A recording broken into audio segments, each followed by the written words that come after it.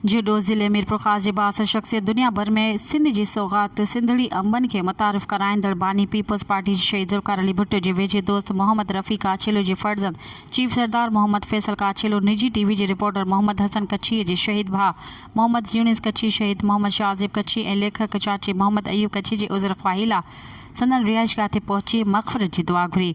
Chief सरदार मोहम्मद फैसल काछेलो ॻाल्हाईंदे चयो त ॿाहिरि मुल्क हुअण जे करे अची न सघियसि।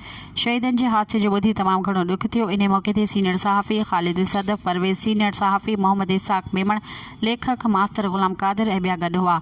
हिक सवाल जो जवाबु ॾींदे हुन चयो त इंशाअल्लाह ईंदड़ इलेक्शन में हिसो वठी अवाम जी ख़िदमत कबी।